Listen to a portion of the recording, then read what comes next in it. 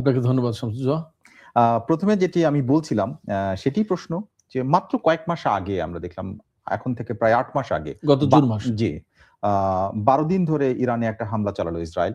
সেই সময় আমরা দেখেছি অনেক সিনিয়র সামরিক বেসামরিক নেতাকে হত্যা করা হয়েছে। কিন্তু এবারে সরাসরি আলী খামেনিকে হত্যা করতে সমর্থ হওয়া, এটি আমার মনে হয় যে সমস্ত সমীকরণকে পাল্টে দিয়েছে। আমার প্রশ্ন হচ্ছে ইরান যুদ্ধের বা মধ্যপ্রাচ্যের যে সংঘাত সেটির ভাগ্য নির্ধারণ করে দিল এই মৃত্যুই কিনা? না, আচ্ছা। এই মৃত্যু ভাগ্য নির্ধারণ করে দিলে আমি সরাসরি জি। জবাবে চলে হ্যাঁ, গেলাম। জি। দর্শকদেরকে ধন্যবাদ। হ্যাঁ। এটা যদি নির্ধারণ করে দেয় ভাগ্য, তাহলে যুদ্ধ বন্ধ হয়ে যেতে হয় এবং আমেরিকা এবং ইসরায়েলের যে প্রত্যাশা, ইরানের ইসলামী সরকারকে উৎখাত করে দেয়া এবং তাদের পছন্দের সরকার প্রতিষ্ঠা করা, সেগুলো হয়ে যায়। তাহলে এবং এইভাবেই ভাগ্য নির্ধারিত হওয়ার কথা। অথবা ইরান এবার যে যুদ্ধটা করছে তারও একটা লক্ষ্য আছে।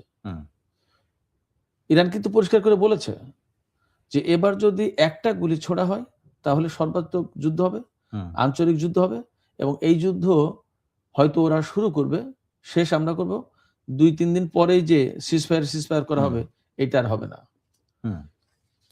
আমি বলি যে আমি তো রেডিও তেহরানে থাকার সময় লিখেছি, বলেছি, প্রচুর পড়াশোনা করার চেষ্টা করেছি এবং ফ্যাক্ট হচ্ছে যে আমি ইরান বিষয় নিয়ে আজ ৩৫-৩৬ বছর আমি কাজ করি, ভাবি, চিন্তা করি, পড়ি, বুঝি, লিখি। তো এতদিনের যে আমার একটা পর্যবেক্ষণ, বলতে পারেন যে নিবিড় একটা পর্যবেক্ষণ, সেই পর্যবেক্ষণের ফিনিশিংটা এইরকম যে ইসরায়েল, আমেরিকা এবং ইরান, এই ৩ শক্তির ভেতরে একটা চূড়ান্ত হিসাব নিকাশ হবে এবারে না, একটা হওয়ার কথা। সেই হওয়ার কথা হিসেবে সেই চূড়ান্ত হিসাব নিকাশের মেবি এইবারই হয়তো সেটা হতে যাচ্ছে আমার কাছে মনে হয়। এবং ইরানের সর্বোচ্চ নেতাকে হত্যা করা হয়েছে। আপনি যেমনটি বললেন যে সমস্ত সমীকরণ বদলে গেছে, ছাড়িয়ে গেছে, পাল্টে গেছে, সেক্ষেত্রে এই সমীকরণ মানে সর্বোচ্চ নেতাকে হত্যা করা মানেই অনেকগুলো ঘটনা।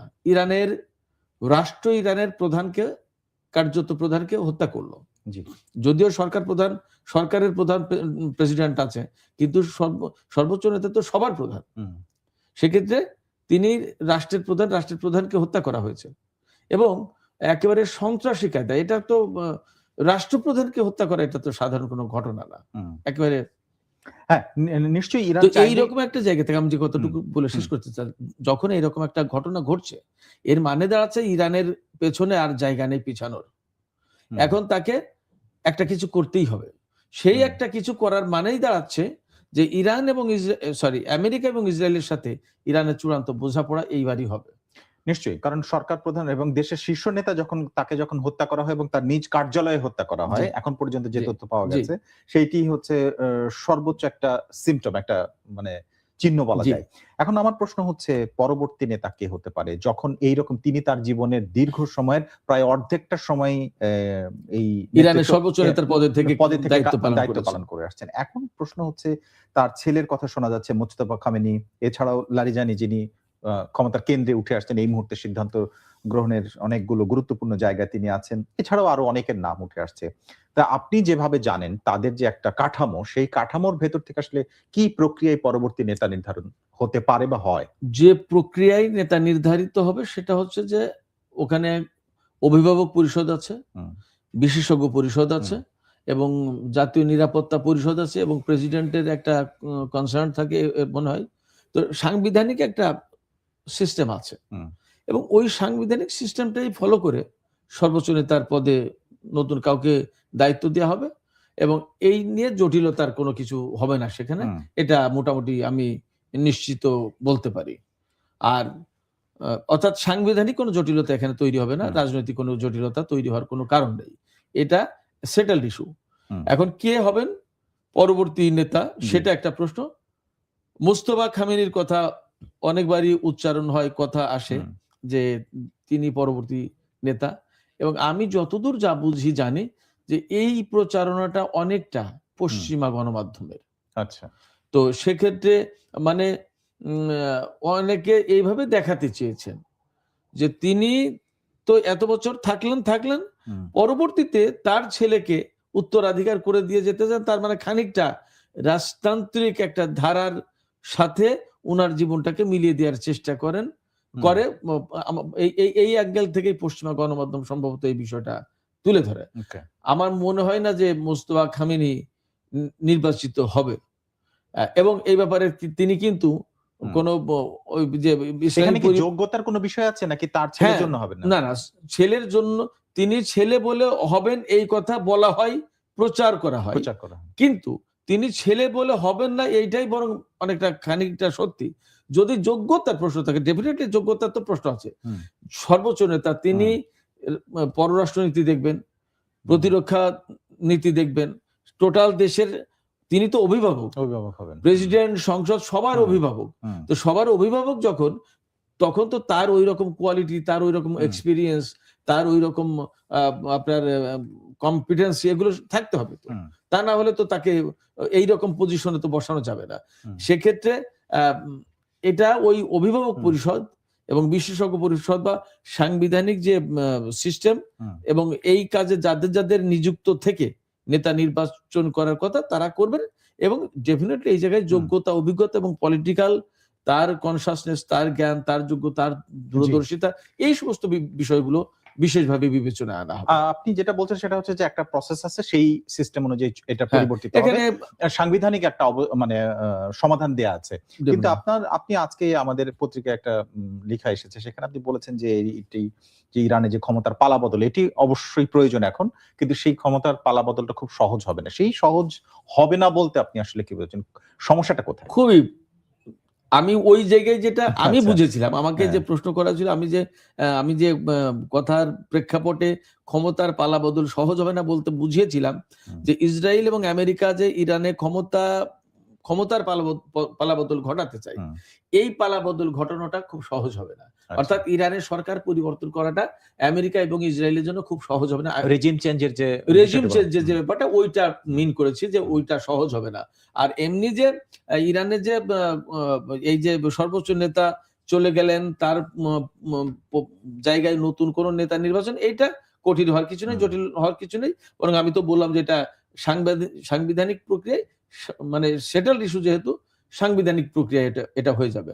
আমি সহজ হবে না বলতে আমি মিন করেছিলাম ইসরায়েল এবং আমেরিকা যেটা চায় ওইভাবে হবে না, ওইটা হবে না। মানে ইসলামী শাসন ব্যবস্থার অবসান ঘটিয়ে, ইসলামী সরকার বা বিপ্লবী সরকারের অবসান ঘটিয়ে তাদের পছন্দ মতো, যেমন রেজা শাহের ছেলে রেজা পাহলভিকে তারা বসাতে চান, এই বসানোটা খুব সহজ হবে না। আমি এটা আচ্ছা, এবার একটু আসি, এমনি যে কোনো একটা দেশের সবচেয়ে নিরাপদ এবং সবচেয়ে বেশি সিকিউরিটি দেওয়া হয় সেই রাষ্ট্রের প্রধান, সর্বোচ্চ নেতা, তারপরে প্রতিরক্ষা মন্ত্রী, সশস্ত্র বাহিনী প্রধানরা খুবই সুরক্ষিত একটা জায়গার মধ্যে থাকে। এবং ইরান এই সময়ে বেশ কিছুদিন ধরে টানা একটা যুদ্ধ পরিস্থিতির মধ্যে আছে। সেই রকম সময় আপনার মনে হয় যে সশস্ত্র বাহিনীর প্রধান মুসাভিকে, তারপরে নাসির জাদে প্রতিরক্ষা মন্ত্রী, যাদেরকে হত্যা করা সম্ভব হয়েছে, এবং সবশেষ আপনার সর্বোচ্চ নেতাকে, এইটা একই সাথে একদম পরপর হত্যা করা সম্ভব হলো, আপনার কাছে কি মনে হয় যে এইটা গোয়েন্দা ফেলিওরের জন্য হয়েছে এবং সেটা ইরানের দুর্বলতা আসলে আছে? এই জায়গায় তো অবশ্যই বলতে হবে যে গোয়েন্দা ফেলিওরিটি। কারণ যখন এই বিভাগটা সফল, তখন তো এই ধরনের হামলার আগেই তাদের কাছে তথ্য থাকার কথা, আসার কথা, যে এই হতে যাচ্ছে, এখান থেকে এক্ষুনি আপনারা মুভ করেন, জায়গা ছাড়েন, সেই পজিশনে যান, ইত্যাদি ইত্যাদি। এইটা যেহেতু হয়নি, তাহলে ডেফিনেটলি গোয়েন্দা ব্যর্থতা, এটা একটা ব্যাপার। আর একটা ব্যাপার হচ্ছে যে গোয়েন্দা ব্যর্থতা মানে সামগ্রিকভাবে উত্তর তো একটাই, গোয়েন্দা ব্যর্থতা তো বটেই, কিন্তু এর সাথে আরো কিছু যদি এর সাথে যুক্ত করা যায় সেগুলো বলা যায়। যেমন এই গোয়েন্দা ব্যর্থতা এর সাথে এমন হতে পারে যে ভেতর থেকেই এজেন্টরা তো কাজ করে থাকে। যেমন আপনি জেনে থাকবেন নিশ্চয়ই যে ইসরায়েলের প্রধানমন্ত্রী বেনিয়ামিন নেতানিয়াহুর দপ্তরের চিফ অফ স্টাফ, তাকে কিন্তু গৃহবন্দী করে রাখা হয়েছে।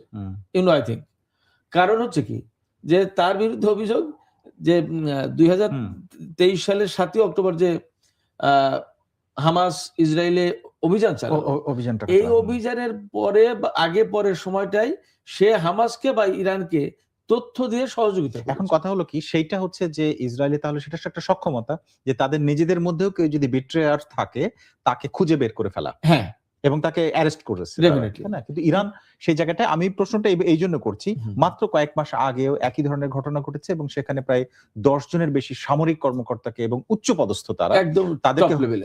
টপ লেভেলের হত্যা করা হলো।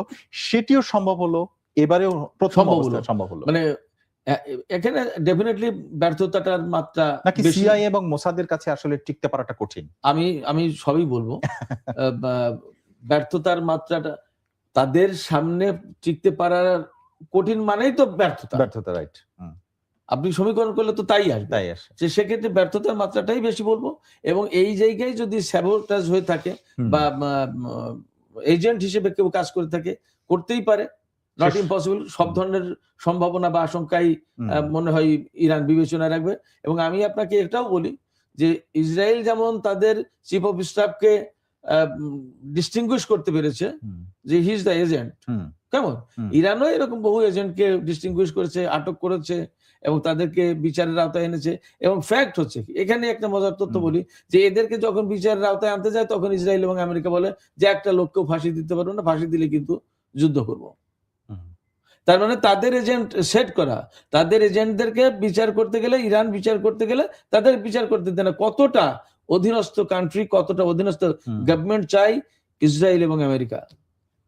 ওকে, এবারে একটু আসি এভাবে যে আপনি যেটা এর মধ্যে বলেছেন যে যুক্তরাষ্ট্র প্রথমত ইসলামী শাসন অবসান চায়, যেটা খুব একটা কঠিন হবে না আপনার মন্তব্য।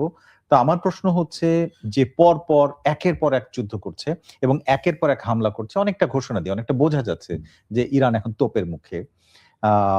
এটা এই মরিয়াটা তাহলে কেন? শুধুই রিজিম চেঞ্জ নাকি এর বাইরে আর কি আছে? মানে অনেক কিছু, সেই জিনিস অনেক কিছু। আমি অনুরোধ করবো আপনি আমাকে সময় দেন। প্লিজ বলেন।